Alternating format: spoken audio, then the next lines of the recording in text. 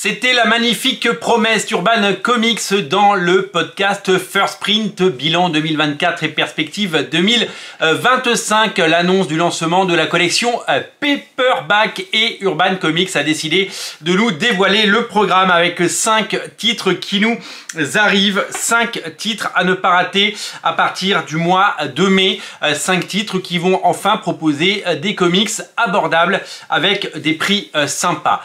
Alors, ce qui a été annoncé, c'est évidemment des rééditions de qualité comme Batman No Man's Land ou Green Lantern de Geoff Johns, des titres sortis soit dans des collections séparées comme les Batman No Man's Land, soit dans des Geoff Johns présente Green Lantern ou Geoff Johns présente Superman. On va en parler. Donc des rééditions qui n'étaient plus possibles à proposer avec toutes les augmentations qu'il y a eu, c'est-à-dire qu'un bouquin qui coûtait, je ne sais pas, 35 € à l'époque ou 30 € aurait coûté 40 ou 45, donc du coup il fallait évidemment faire des choix, il fallait évidemment repenser le mode de fonctionnement. Ce qui est très étonnant, c'est que lors de cette annonce, François Hercouet a annoncé des titres autour de 15 €. Alors évidemment que les gros volumes de 500, 600 ou 700 pages n'étaient pas concernés, mais quand je regarde la liste des titres proposés, il n'y en a aucun à 15 €, puisque le prix le plus bas c'est 18 € pour Superman Last Son et ça peut monter à 20 € pour le Superman Secret Origins. Donc je ne sais pas d'où est sorti ce prix de 15 €, ce qui est un peu décevant puisqu'on aurait aimé évidemment retrouver ce prix de 15 €. D'abord on va parler du format. Le format, ce sera un format paperback, un format souple. Alors c'est quoi un paperback? Un paperback, c'est simple, c'est ça. Hop, regardez, ça c'est mon étagère à paperback.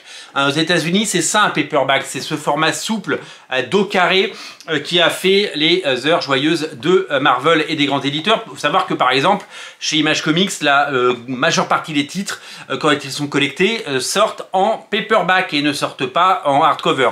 Certains ont droit à un deluxe hardcover où il y a des volumes, on pense à Invincible, là il y en a derrière moi, Savage Dragon, récemment Sam and Twitch, mais également les titres de Geoff Johns comme John Carjo qui vient de sortir en deluxe format. Mais ce format paperback, il permettait en tout cas avant aux États-Unis d'avoir des petits prix. Ça c'est un vieux TPB, c'est les Fantastic Four de Pacheco. À l'époque je l'ai payé 13 $, vous voyez, c'était pas cher. Maintenant, les paperbacks aux États-Unis, c'est plutôt 19,90 $, voire 24,90 $, c'est-à-dire que le petit prix, il est loin derrière nous.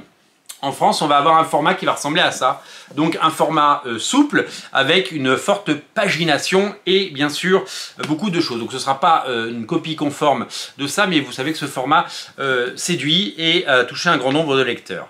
Les 5 premiers titres sont annoncés. Et c'est assez vertigineux puisque vous avez été entendu, il y a le Batman No Man's Land qui ressort et ça va ressortir en 3 volumes. Le premier tome nous arrive le 30 mai et il fera, attention, 696 pages. 696 pages pour le Batman No Man's Land. Alors, ce qui est super drôle, c'est que comme à chaque fois, quand il y a une annonce chez Urban, ou chez Panini d'ailleurs, eh bien au lieu de dire bravo, les gens ils disent pourquoi vous éditez pas ça? C'est vraiment systématique. Et quand j'ai vu donc que Urban proposait ce titre, évidemment un des premiers commentaires c'est pourquoi vous rééditez pas Nightfall? Alors évidemment que Nightfall a tous les critères pour être réédité dans cette collection et on imagine qu'il le sera, mais elle va être lancée et on ne peut pas tout sortir tout le temps. Donc c'est voilà. Donc on entend à longueur d'année qu'il y a trop de titres qui sortent et quand des titres sortent, eh bien les gens en réclament de nouveau. Comme quoi, c'est assez rigolo.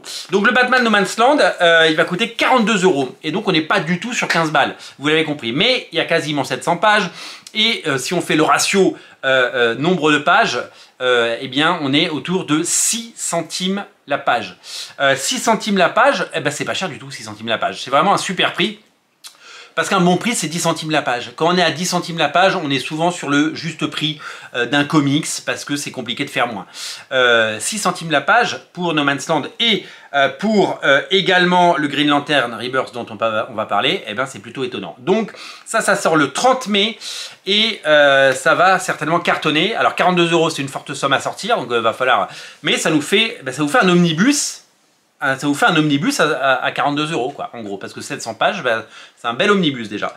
Deuxième titre à sortir, il y a 2 titres Superman qui vont sortir. Alors c'est très drôle parce que c'est 2 rééditions.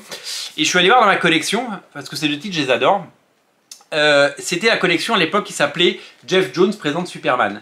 Et moi j'avais pas tout acheté parce que on fait des choix dans la vie. Et j'avais acheté le tome 1 et le tome 6 parce que c'était des histoires séparées, même s'il y avait une numérotation, c'était des histoires séparées.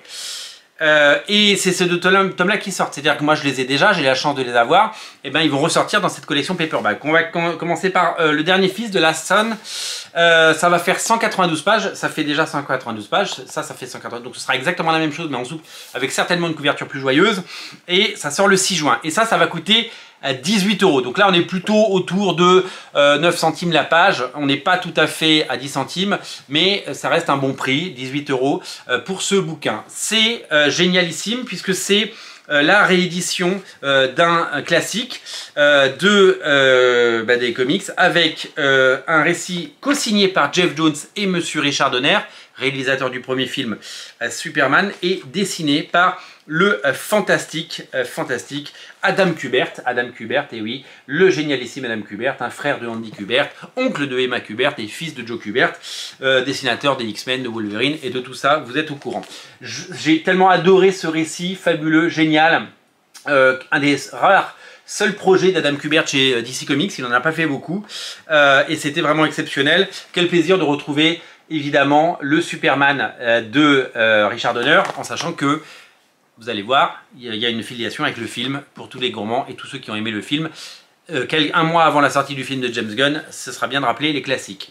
L'autre titre qui va sortir, c'est Superman Origines secrètes, donc une relecture des origines de Superman par Jeff Jones et par Gary Frank, les 2 auteurs qui travaillent, vous le savez maintenant, sur Giger, qui ont fait aussi Junkyard Joe, et qui ont fait tellement de choses incroyables, Doomsday Clock, et j'en passe, le Batman Terre 1 bien sûr, magnifique relecture des origines modernes, donc pareil, ça va coûter 20 €, mais il y a plus de pages, il y a 232 pages, pareil, on n'est pas à 10 centimes la page, on est à moins cher, et ça sort le 6 juin. Du côté de Green Lantern, j'ai rien à vous montrer parce que je n'ai pas les Green Lantern Rebirth. Donc c'est Green Lantern en fait. Donc on va avoir, oui, donc ça s'appelle Green Lantern Rebirth. C'est l'époque New 52 avec le Rebirth dessiné par Ethan Van Sciver. Et après la série régulière, 512 pages de comics, 32 €. Donc on est à 6 centimes la page avec les 6 premiers numéros de Green Lantern Rebirth. Donc c'était pas l'époque de Rebirth, pardon, c'était avant Rebirth. C'était Rebirth avant Rebirth, c'est vrai. Et après les épisodes de Green Lantern 1 à 13. Donc il y a quand même un sacré nombre d'épisodes, puisque on n'est pas loin, ouais, on est sur 19 épisodes de comics, c'est quand même taré. Et il y aura de l'inédit avec quelque chose que je connaissais absolument pas, qui s'appelle The Final Night, qui était une mini-série de Karl Kessel et Stuart Timonen, qui date de 1999, c'est taré. Stuart Timonen, il devait avoir 12 ans, et donc c'est génial. Alors c'est pas encore le grand Stuart Timonen qu'on a connu après, mais c'est super bien. Donc 200 pages pour 18 €, ce qui fera évidemment plaisir à tout le monde. Bon, on va se réjouir, on va se réjouir, même si il n'y a pas de titre à 15 balles, on va se réjouir de cette collection. Et on va surtout se réjouir de ces petits prix et de ces gros volumes. Vous allez pouvoir lire des omnibus pour 40 € ou 32 €. 42 € pour le No Man's Land, Batman, ça va cartonner, je le sais. C'est un omnibus, mais bon, ce ne sera pas de la taille d'un omnibus, ce sera de la taille d'un comics normal. Ce sera un omnibus comme les omnibus de Panini à l'époque, les petits, vous savez, comme il y avait eu Alias par exemple, ou X-Men, j'en ai un là, le Prélude à Onslaught, c'était des petits omnibus. En souple à 42 balles, pourvu qu'il puisse maintenir ses prix le plus longtemps possible, c'est toujours le défi, mais en tout cas beaucoup de réjouissance et 2 titres Superman absolument géniaux, 2 titres à rater sous aucun prétexte, que je vous recommande chaudement. Voilà pour ce qui est de ces comics qu'il ne faudra pas rater. Je vous invite évidemment à attendre le 30 mai et donc début juin, puisqu'on va avoir ces salves qui vont arriver. Le printemps va être plein de comics urbains. Quel line-up, quel programme pour Urban Comics qui vraiment nous régale. Merci d'être aussi nombreux à regarder ces émissions. Et moi je vous dis à très très bientôt pour de nouvelles aventures. Et n'oubliez pas de vous abonner à Radio Comics parce que c'est quand même super important de s'abonner pour ne rater aucune émission et aucune actu comics. Salut!